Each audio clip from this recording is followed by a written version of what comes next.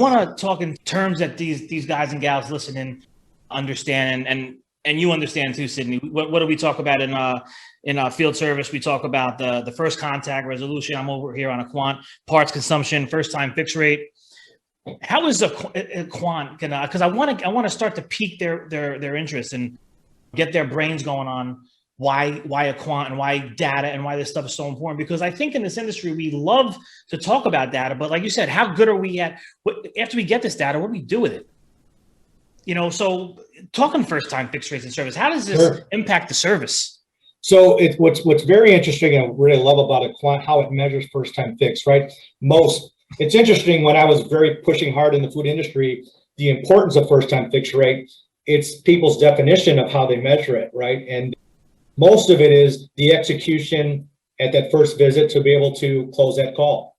What I find very unique about the Quant product is you can put a filter on there to say that I'm not going to call that first time fix a success unless it has no repeat visits within, let's say, 30 days. Right. And a lot of people will challenge that approach to it because, hey, I went out to solve a pump issue and they call me back 15 later for something irrelevant. So sometimes we as service providers get defensive, but the reality is that data brings to light that it could be the technician missed something. He should have did a better total call. It may be customer induced issues. And the fact that a quant is able to serve up that level of detail, that you can have intelligent conversations, not emotional, of what the root causes are, is a huge advantage, right? I think that's a huge differentiator.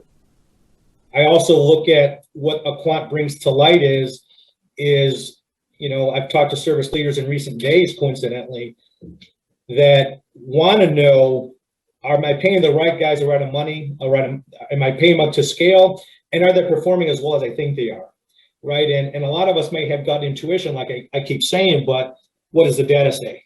Right. They may sell you a bag of goods telling you I'm the best and they bill you high, but does that billing high necessarily mean customer satisfaction? Right. Maybe he's putting too many parts into that job that reality the customer perceives as a costly service. Right. So I like to look at it as effective service, as not to, put too much into it. And then you're able to use this technology to sell to a customer to say, here's how I control our total cost of ownership, right?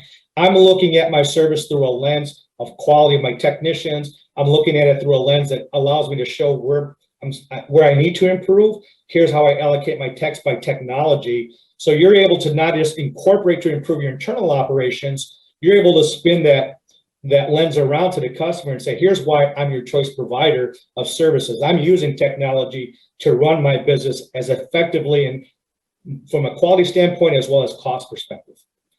Well, and I guess for me, when I think about it, it's a mind shift. It's, we had a lot of back and forth, at least when I started, about preventative versus planned maintenance. You can't prevent a problem, but you can plan for it.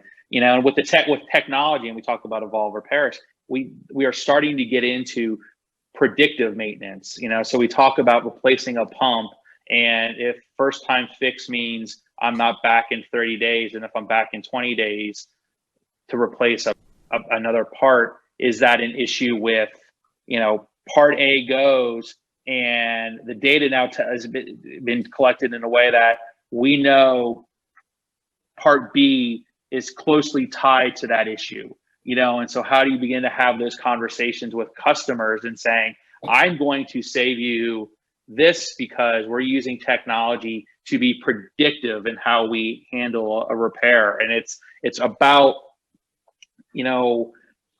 internal mind shift, getting your technicians to understand what are you seeing and how are you cataloging that and how are you capturing that data, even if it's anecdotal to start before you get enough into the system. But then how are you pushing that back out to the customer? I think that's the evolve piece that's super exciting. And I know manufacturers get super excited about that because all that's going to do is help drive up their